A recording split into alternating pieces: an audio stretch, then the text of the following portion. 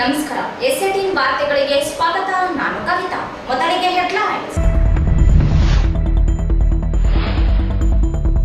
ಲಂಚ ಸ್ವೀಕರಿಸುತ್ತಿದ್ದಾಗ ಲೋಕಾಯುಕ್ತ ಬಲೆಗೆ ಬಿದ್ದ ಗಬ್ಬೂರು ಪಿಎಸ್ಐ ಮಂಜುನಾಥ, ಬೇದೆ ರಮೇಶ್ ನಾಯಕ್ ಮುಂದುವರಿದ ವಿಚಾರಣೆ. ಅನುದಾನ ಕೊರತೆ, ಸಮಾಜ ಕಲ್ಯಾಣ ಇಲಾಖೆ ವೃತ್ತಿಪರ ಹಾಸ್ಟೆಲ್ ವಿದ್ಯಾರ್ಥಿಗಳು ಹಾಸ್ಟೆಲ್ ಖಾಲಿ ಮಾಡಲು ಸೂಚನೆ, ಆತಂಕದಲ್ಲಿ ವಿದ್ಯಾರ್ಥಿಗಳು.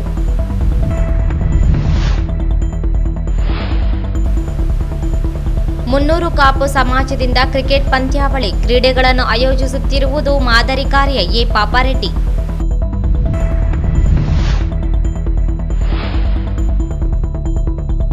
ಗಂಜಳ್ಳಿಯಲ್ಲಿ ಮೊಸಳೆ ಬಲಿಯಾದ ಬಾಲಕ, ಶವ ಪತ್ತೆಗಾಗಿ ಮುಂದುವರೆದ ಶೋಧ.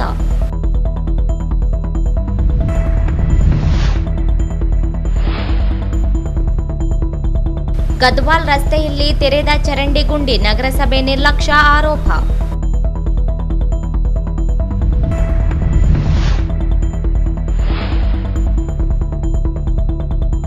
ನೀರು ತರಲು ಹೋದ ಬಾಲಕ ವಿದ್ಯುತ್ ಸ್ಪರ್ಶಿಸಿ ದೇವರ ಭೂಪುರಿನಲ್ಲಿ ಸಾವು.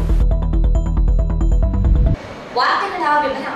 ದೇವದುರ್ಗ ತಾಲೂಕಿನ ಗಬ್ಬೂರು ಪೊಲೀಸ್ ಠಾಣೆಯ ಪಿಎಸ್ಐ ಮಂಜುನಾಥ, ಟಿಡಿ ಹಾಗೂ ಪೊಲೀಸ್ ಕಾನ್ಸ್ಟೇಬಲ್ ರಮೇಶ್ 50,000 ಲಂಚ ಪಡೆಯುವ ವೇಳೆ ಲೋಕಾಯುಕ್ತ ಬಲೆಗೆ ಬಿದ್ದಿದ್ದು, ಇದೀಗ ಲೋಕಾಯುಕ್ತರು ವಿಚಾರಣೆ ಮುಂದುವರೆಸಿದ್ದಾರೆ. ನಿನ್ನೆ ಶುಕ್ರವಾರ ಸಂಜೆ ರಾಯಚೂರು ಲೋಕಾಯುಕ್ತ ಪೊಲೀಸ್ ವರಿಷ್ಠಾಧಿಕಾರಿ ಎಂಎನ್ ಶಶಿಧರ ನೇತೃತ್ವದ ತಂಡ ದಾಳಿ ನಡೆಸಿದ ವೇಳೆ ಲಂಚ ಹಣದೊಂದಿಗೆ ಪಿಎಸ್ಐ ಮಂಜುನಾಥ, ಟಿಡಿ ಹಾಗೂ ಪೊಲೀಸ್ ಕಾನ್ಸ್ಟೇಬಲ್ ರಮೇಶರನ್ನು ವಶಕ್ಕೆ ಪಡೆದುಕೊಂಡಿದ್ದಾರೆ.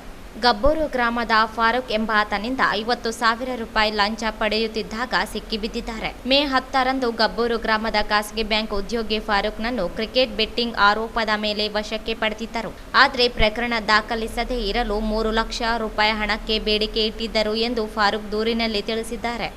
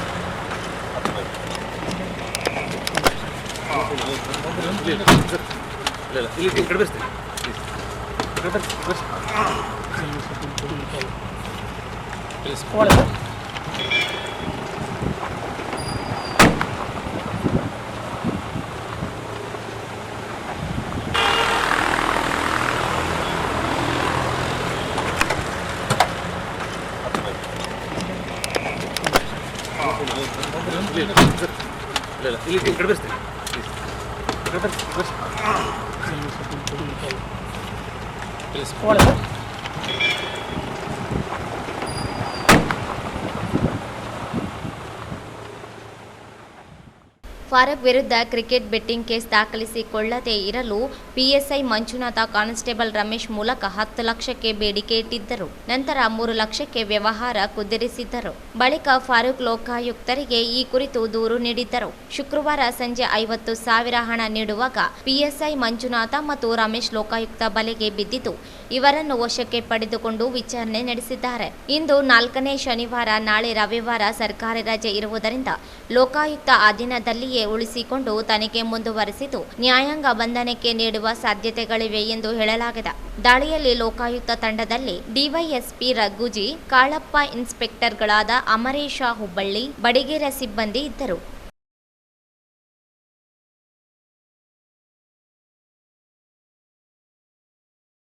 ಮ್ಯಾನೇಜ್ಮೆಂಟ್ ಕೋಟಾದಡಿ ವಿವಿಧ ಕೋರ್ಸ್ಗಳಿಗೆ ಆಯ್ಕೆಯಾಗಿ ವೃತ್ತಿಪರ ವಸತಿ ನಿಲಯದಲ್ಲಿರುವ ವಿದ್ಯಾರ್ಥಿಗಳು ವಸತಿ ನಿಲಯ ಖಾಲಿ ಮಾಡುವಂತೆ ಆದೇಶ ನೀಡಿರುವುದು ವಿದ್ಯಾರ್ಥಿನಿಯರು ಇಕ್ಕಟ್ಟಿಗೆ ಸಿಲುಕಿದಂತಾಗಿದೆ.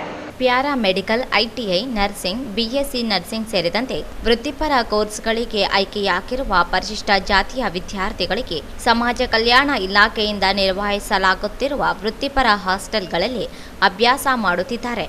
ಆದರೆ ಸಮಾಜ ಕಲ್ಯಾಣ ಇಲಾಖೆ ಭೋಜನ ವೆಚ್ಚ ಸೇರಿದಂತೆ ಇಲ್ಲಿಯವರೆಗೆ ಮರು ಹೊಂದಾಣಿಕೆ ಮಾಡಿಕೊಂಡು ವಿದ್ಯಾರ್ಥಿಗಳಿಗೆ ವಸತಿ ನಿಲಯದಲ್ಲಿ ಅವಕಾಶ ನೀಡಲಾಗಿತ್ತು. ಆದರೆ ಆರ್ಥಿಕ ಇಲಾಖೆ ಸಮಾಜ ಕಲ್ಯಾಣ ಇಲಾಖೆ ಪ್ರಸ್ತಾವನೆಯನ್ನು ತಿರಸ್ಕರಿಸಿದ್ದರಿಂದ ವಿದ್ಯಾರ್ಥಿಗಳು ಶಿಷ್ಯ ವೇತನ ಯೋಜನೆ ಅರ್ಹರಲ್ಲ ಎಂದು ಪರಿಭಾವಿಸಿ ಆಡಳಿತ ಮಂಡಳಿ ಕೋಟಾದಲ್ಲಿ ಪ್ರವೇಶ ಪಡೆದ ವಿದ್ಯಾರ್ಥಿಗಳು ವಸತಿ ನಿಲಯ ಖಾಲಿ ಮಾಡಲು ಆದೇಶ ನೀಡಿದ್ದು ವಿದ್ಯಾರ್ಥಿಗಳನ್ನು ತ್ರಿಶಂಕು ಸ್ಥಿತಿಗೆ ಸಿಲುಕಿಸಿದಂತಾಗಿದೆ. ಜಿಲ್ಲೆಯಲ್ಲಿರುವ ಮೆಟ್ರಿಕ್ ನಂತರ ವೃತ್ತಿಪರ ಹಾಸ್ಟೆಲ್ನಲ್ಲಿ ಅನೇಕ ವಿದ್ಯಾರ್ಥಿನಿಯರಿಂದ ನೋಟಿಸ್ ಬೋರ್ಡಿಗೆ ವಸತಿ ಖಾಲಿ ಮಾಡಲು ಸೂಚನೆ ನೀಡಿರುವುದು ಮುಂದಿನ ಶಿಕ್ಷಣ ಹೇಗೆ ಎಂಬ ಗೊಂದಲಕ್ಕೆ ಸಿಲುಕಿಸಿದಂತಾಗಿದೆ.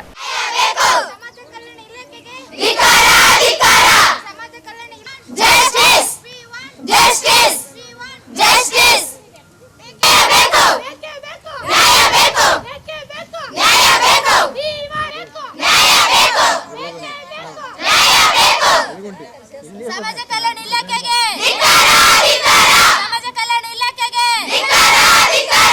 ಸಮಾಜ ಕಲ್ಯಾಣ ಇಲಾಖೆಗೆ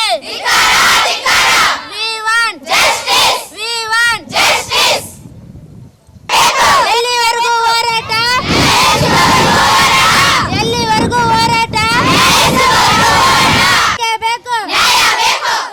ವಸತಿ ನಿಲಯದ ವಾರ್ಡನ್ಗಳು ಸಮಾಜ ಕಲ್ಯಾಣ ಇಲಾಖೆ ಅಪರ ಆಯುಕ್ತರ ಆದೇಶವಿದೆ.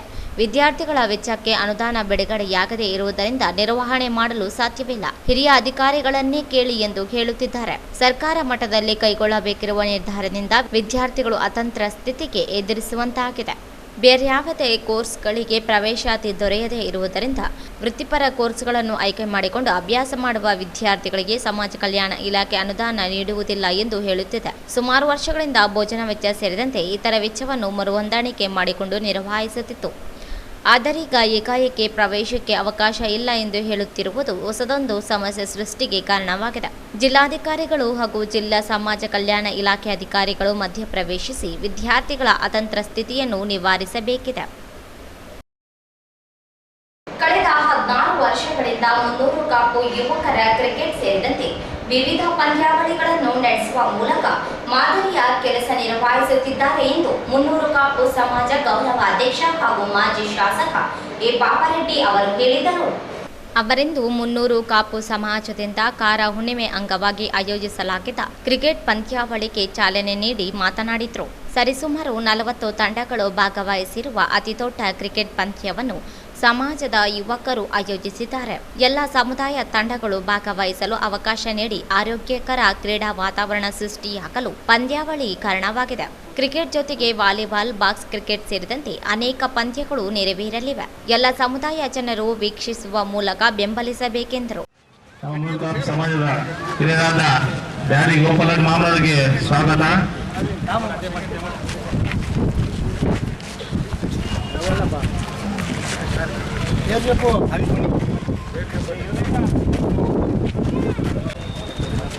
ಹಲೋ, ಇಂದು ಕ್ಯೂಬರ್ ಎ ಮತ್ತು ಕ್ಯೂಬರ್ ಬಿ ಟೀಮ್ ಆಡಿ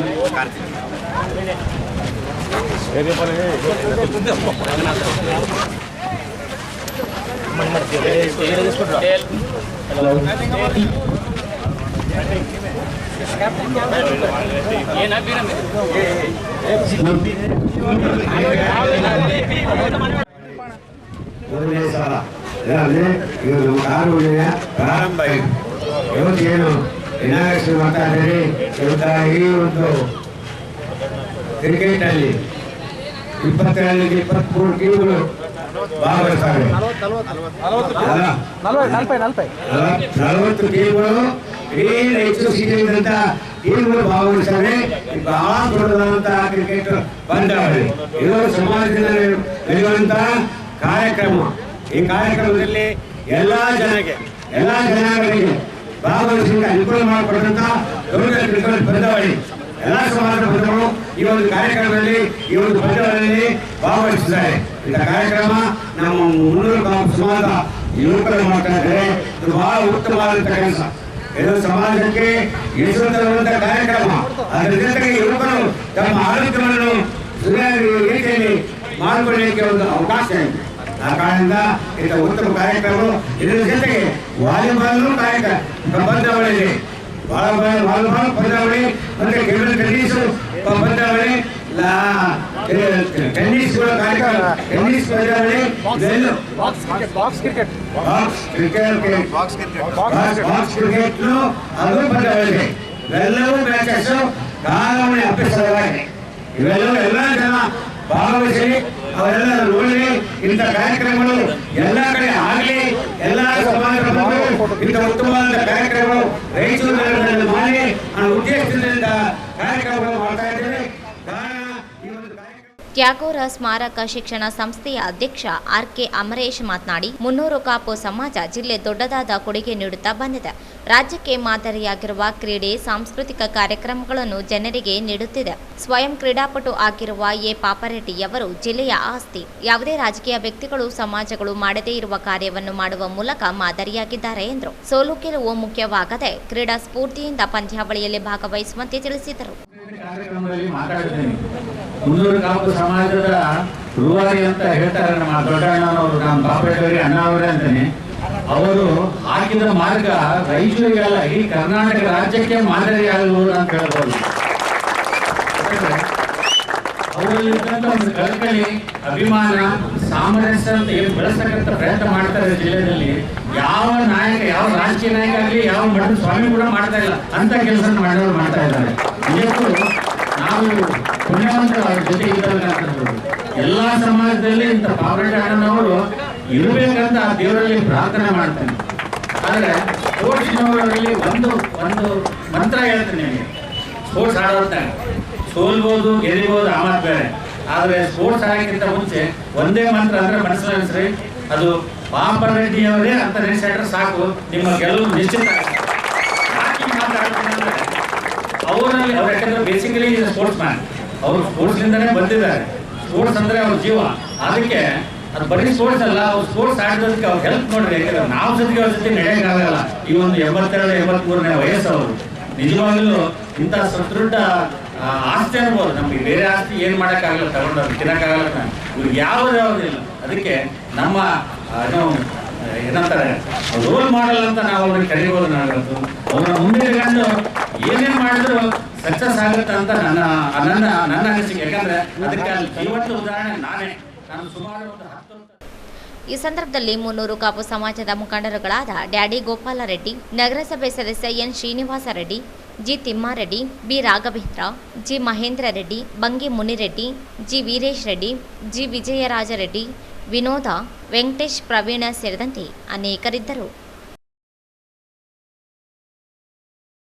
ಕೃಷ್ಣಾ ನದಿಯಲ್ಲಿ ಕುರಿಗಳಿಗೆ ನೀರು ಕುಡಿಸಲು ಹೋಗಿದ್ದ ವೇಳೆ ಬಾಲಕನ ಮೇಲೆ ಬೃಹದಾಕಾರದ ಮೊಸಳೆ ದಾಳಿ ನಡೆಸಿ ಎಳೆದೊಯ್ದು ಘಟನೆ ತಾಲೂಕಿನ ಗಂಜಳ್ಳಿ ಗ್ರಾಮದಲ್ಲಿ ನಡೆದಿದ್ದು, ಸ್ಥಳಕ್ಕೆ ಗ್ರಾಮೀಣ ಠಾಣೆ ಪೊಲೀಸರು, ಅಗ್ನಿಶಾಮಕ ದಳ ಸಿಬ್ಬಂದಿಗಳು ಶೋಧ ಕಾರ್ಯ ಮುಂದುವರೆಸಿದ್ದಾರೆ. ಮೃತಪಟ್ಟಿರುವ ಬಾಲಕ ಗಂಜಳ್ಳಿ ಗ್ರಾಮದ ವಿಶ್ವ ಎಂದು ತಿಳಿದು ಬಂದಿದೆ. ಎಂದಿನಂತೆ ಕುರಿ ಕಾಯಲು ಹೋಗಿದ್ದ ಬಾಲಕ ವಿಶ್ವ ನಿನ್ನೆ ಮಧ್ಯಾಹ್ನ ಕುರಿಗಳಿಗೆ ನೀರು ಕುಡಿಸಲು ಹೋಗಿದ್ದ ಸಂದರ್ಭದಲ್ಲಿ ಬೃಹದಾಕಾರದ ಮೊಸಳೆ ಬಾಲಕನ ಮೇಲೆ ದಾಳಿ ನಡೆಸಿ ಎಳೆದೊಯ್ದಿದೆ. ಈ ಘಟನೆ ಕುರಿತು ಪೋಷಕರು ಗ್ರಾಮೀಣ ಠಾಣೆಗೆ ಹಾಗೂ ಅಗ್ನಿಶಾಮಕ ದಳಕ್ಕೆ ಮಾಹಿತಿ ನೀಡಿದ್ದು, ನಿನ್ನೆ ಮಧ್ಯಾಹ್ನದಿಂದ ಶೋಧ ಕಾರ್ಯ ಮುಂದುವರೆಸಿದ್ದಾರೆ. ಅಗ್ನಿಶಾಮಕ ದಳ ಸಿಬ್ಬಂದಿಗಳ ಜೊತೆಗೆ ಪೊಲೀಸರು ಮತ್ತು ಗ್ರಾಮಸ್ಥರು ಸಾಥ್ ನೀಡಿ ನದಿಯಲ್ಲಿ ಬೋಟಿನಲ್ಲಿ ತೆರಳಿ ಬಾಲಕನಿಗಾಗಿ ಹುಡುಕಾಟ ನಡೆಸಿದ್ದಾರೆ.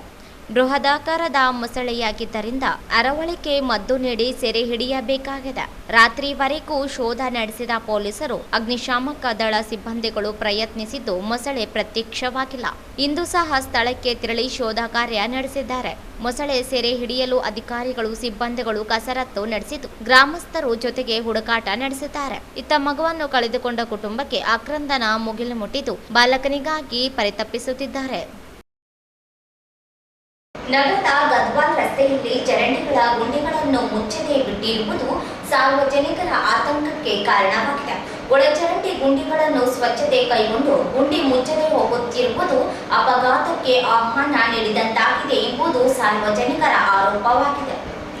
ಮುಖ್ಯ ರಸ್ತೆಯಲ್ಲಿರುವ ಚರಂಡಿಗಳ ಮುಚ್ಚಳಗಳನ್ನು ತೆರೆದು ಬಿಡಲಾಗಿದೆ. ಸಾರ್ವಜನಿಕರು ನಗರಸಭೆ ಗಮನಕ್ಕೆ ತಂದರೂ ಯಾವುದೇ ಪ್ರಯೋಜನವಾಗಿಲ್ಲ.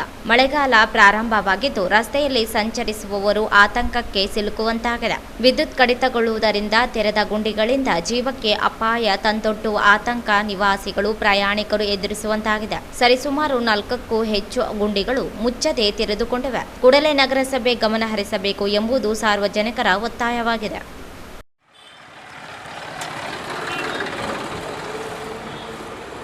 ಮತ್ತೆ ಒಂದು ಸರಿ ಬಂದು ಇವೆಲ್ಲ ತೆಗಿಬೇಕು. ಇಲ್ಲಿ ರಾಜಕೀಯ ಅವು ಹಂಗೆ ಮಾಡಿ ನಮ್ಗೆ ಏನು ಕೆಲಸ ಬರ್ತಾರೆ ಎಪ್ಪಗಡೆ ಸರ್ ಆದಷ್ಟು ಮಾಡಿದ್ದೀವಿ ಮಾಡೋದು ಇಲ್ಲ ಮಾಡೋದು.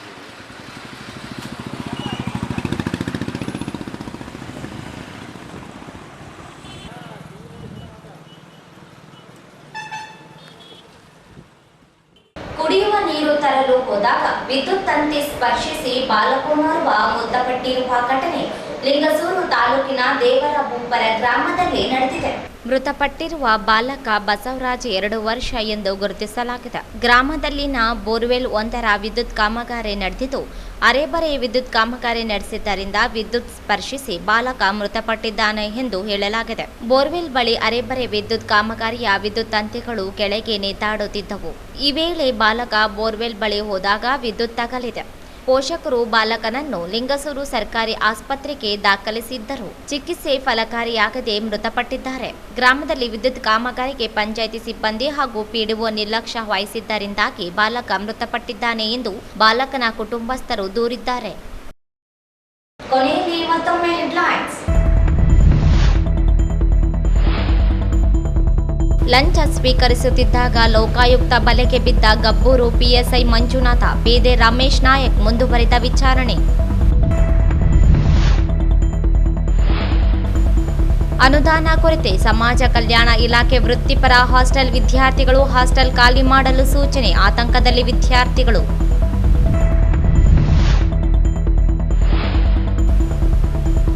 ಮುನ್ನೂರು ಕಾಪು ಸಮಾಜದಿಂದ ಕ್ರಿಕೆಟ್ ಪಂದ್ಯಾವಳಿ, ಕ್ರೀಡೆಗಳನ್ನು ಆಯೋಜಿಸುತ್ತಿರುವುದು ಮಾದರಿ ಕಾರ್ಯ, ಎ ಪಾಪಾರೆಡ್ಡಿ.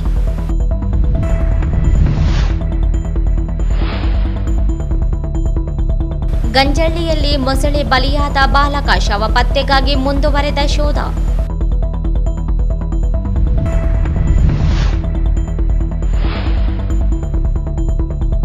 ಗದ್ವಾಲ್ ರಸ್ತೆಯಲ್ಲಿ ತೆರೆದ ಚರಂಡಿ ಗುಂಡಿ, ನಗರಸಭೆ ನಿರ್ಲಕ್ಷ್ಯ ಆರೋಪ.